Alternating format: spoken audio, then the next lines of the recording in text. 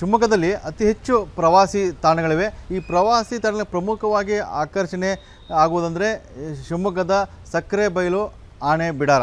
ಈ ಆನೆ ಬಿಡಾರಕ್ಕೆ ಪ್ರತಿನಿತ್ಯ ಸಾವಿರಾರು ಸಂಖ್ಯೆಯಲ್ಲಿ ಪ್ರವಾಸಿಗರು ಬರ್ತಾರೆ.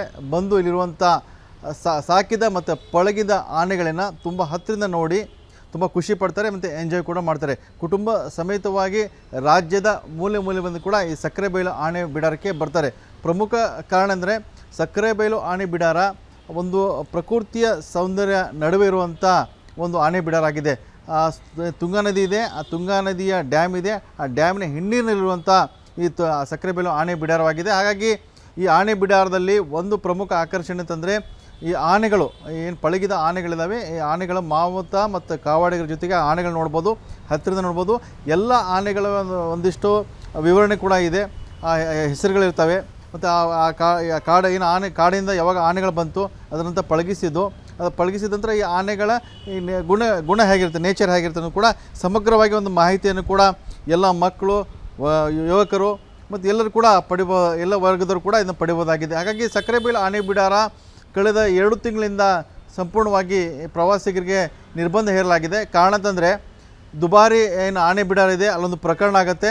ಅಲ್ಲಿರುವಂಥ ಏನು ಆನೆ ಸ್ನಾನ ಮಾಡೋ ಸಂದರ್ಭದಲ್ಲಿ ಏಕಾಏಕಿಯಾಗಿ 2 ಆನೆಗಳ ನಡುವೆ ಗಲಾಟೆ ಆಗುತ್ತೆ. ಅಲ್ಲಿ ಆ ಗಲಾಟೆಯ ಸಂದರ್ಭದಲ್ಲಿ ಒಂದು ಮಹಿಳೆ ಆ ಘಟನೆಯಲ್ಲಿ ಮೃತಪಡ್ತಾರೆ. ಹಾಗಾಗಿ ಆ ಘಟನೆ ನಂತರ ಶಿವಮೊಗ್ಗದ ಸಕ್ಕರೆಬೈಲು ಆನೆ ಬಿಡಾರಿದೆ, ಇಲ್ಲಿಯೂ ಕೂಡ ಪ್ರವಾಸಿಗರಿಗೆ ನಿರ್ಬಂಧ ಹೇರಲಾಗಿದೆ. ಅಂದರೆ ಆನೆಗಳು ಯಾವ ಸಂದರ್ಭದಲ್ಲಿ ಹೇಗಿರ್ತವೆ, ಅದರ ಗುಣ ಹೇಗೆ ಅಂತ ಗೊತ್ತಾಗಲ್ಲ. ಹಾಗಾಗಿ ಈ ಒಂದು ಘಟನೆ ನಂತರ ಅರಣ್ಯ ಇಲಾಖೆ ಎಚ್ಚೆತ್ತುಕೊಂಡು ಸಕ್ಕರೆಬೈಲು ಆನೆ ಬಿಡಾರ ಕೂಡ ಪ್ರವಾಸಿಗರಿಗೆ ನಿರ್ಬಂಧ ಹೇರಿದೆ. ಅಂದರೆ ಈಗ ಒಂದಿಷ್ಟು ಮಾರ್ಗಸೂಚಿಗಳನ್ನ ರೆಡಿ ಮಾಡ್ಕೊಳ್ತಾ ಇದೆ, ಸಿದ್ಧತೆ ಮಾಡ್ಕೊಳ್ತಾ ಇದೆ. ಆ ಮಾರ್ಗಸೂಚಿ ಅನುಸಾರವಾಗಿ ಬರುವಂಥ ಪ್ರವಾಸಿಗಳು ಸಕ್ಕರೆಬೈಲು ಆನೆ ಬಿಡಾರಕ್ಕೆ ಬರ್ತಾರೆ. ಬಂದಂಥ ಪ್ರವಾಸಿಗರು ಎಷ್ಟು ದೂರದಿಂದ ಆನೆಗಳು ನೋಡಬೇಕು, ಮತ್ತು ಅದರಲ್ಲೂ ಕೂಡ ಪ್ರಮುಖವಾಗಿ ಅಂದರೆ ಆನೆಗಳನ್ನು ಕೊನೆಗೆ ಆನೆಗಳಿಗೆ ಸ್ನಾನ ಮಾಡಿಸ್ತಾರೆ. ಆ ಸ್ನಾನ ಮಾಡಿಸಿದ್ರೆ ಪ್ರವಾಸಿಗರು ಕೂಡ ಆನೆಗಳನ್ನ ಸ್ನಾನ ಮಾಡಿಸುವಂಥ ಅವಕಾಶ ಈ ಹಿಂದೆ ಇತ್ತು. ಆದರೆ ಈಗ ಈ ಒಂದು ಏನು ದುಬಾರಿ ಏನು ಆನೆ ಬಿಡಾರದಲ್ಲಿ ಏನು ದುರ್ಘಟನೆ ನಡೀತು, ಈ ದುರ್ಘಟನೆ ಬಳಿಕವಾಗಿ ಈಗ ಅರಣ್ಯ ಇಲಾಖೆ ಎಚ್ಚೆತ್ತುಕೊಂಡು ಈಗ ಪ್ರವಾಸಿಗರಿಗೆ ಅಂದರೆ ದೂರದಿಂದ ಮಾತ್ರ ಈ ಆನೆಗಳನ್ನ ನೋಡಬೇಕು. ಇಲ್ಲಿ ಒಂದು ಸುವರ್ಣ ಅವಕಾಶ ಇತ್ತು, ಆನೆಗಳ ಹತ್ತಿರ ನೋಡ್ಬೋದು, ಆನೆಗಳನ್ನ ಮುಟ್ಬೋದಾಗಿತ್ತು. ಏನು ತುಂಗಾ ನದಿ ಹಿನ್ನೀರಿದೆ, ಸುಂದರವಾದ ಪರಿಸರ ಇದೆ, ಆ ಪರಿಸರದಲ್ಲಿ ಆನೆಗಳನ್ನ ಸ್ನಾನ ಮಾಡ್ತಾಯಿತ್ತು. ಆ ಸ್ನಾನ ಮಾಡುವಂಥ ಸುಂದರ ದೃಶ್ಯಗಳಿತ್ತು. ಆ ದೃಶ್ಯಗಳನ್ನ ಹತ್ತಿರದಿಂದ ಹೋಗಿ ಪ್ರವಾಸಿಗರು ನೋಡ್ಬೋದಾಗಿತ್ತು.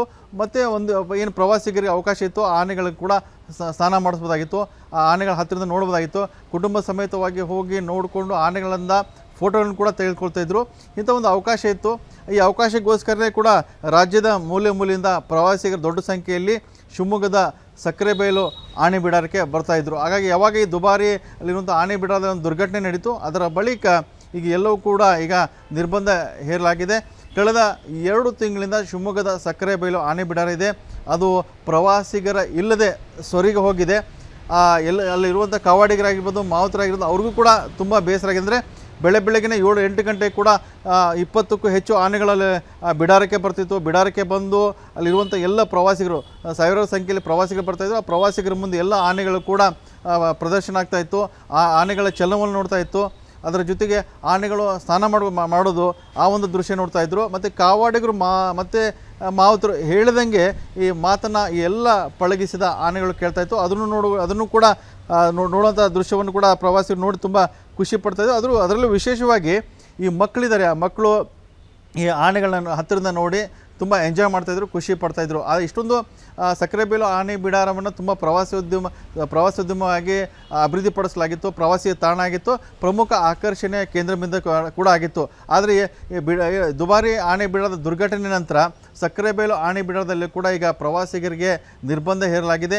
ದೂರದಿಂದ ಪ್ರವಾಸಿಗರು ಬರ್ತಾ ಇದ್ದಾರೆ. ಹೊರಗೆ ಬಂದು ಸಕ್ಕರೆಬೈಲು ಆನೆ ಬಿಡಾರದಲ್ಲಿ ಪ್ರವಾಸಿಗರ ನಿರ್ಬಂಧ ಇರುವಂಥ ವಿಷಯ ತಿಳ್ಕೊಂಡು ಮತ್ತೆ ವಾಪಸ್ ಅಲ್ಲಿಂದ ಬೇಸರದಿಂದ ತೆರಳ್ತಾ ಇದ್ದಾರೆ. ಹಾಗಾಗಿ ಆದಷ್ಟು ಬೇಗನೆ ಅರಣ್ಯ ಇಲಾಖೆ ಗಮನ ಹರಿಸಬೇಕಾಗಿದೆ.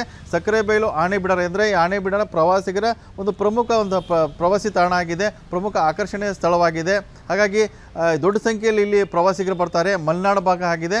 ಸೊ ವೀಕೆಂಡ್ ಆತಂದರೆ ಬೆಂಗಳೂರು ಸೇರಿದಂತೆ ಬೇರೆ ಬೇರೆ ಜಿಲ್ಲೆಗಳಿಂದ ಬರುವಂಥ ಏನು ಪ್ರವಾಸಿಗಿದ್ದಾರೆ ಅವ್ರಿಗೆ ಏನು ಸಕ್ಕರೆಬೈಲು ಆನೆ ಬಿಡಾರದಲ್ಲಿ ಆನೆಗಳನ್ನ ನೋಡಲಿಕ್ಕೆ ಮತ್ತು ಅಲ್ಲಿರುವಂಥ ಸೌಂದರ್ಯ ಸವಿಲಿಕ್ಕೆ ಅವಕಾಶ ಮಾಡಿಕೊಡ್ಬೇಕಾಗಿದೆ.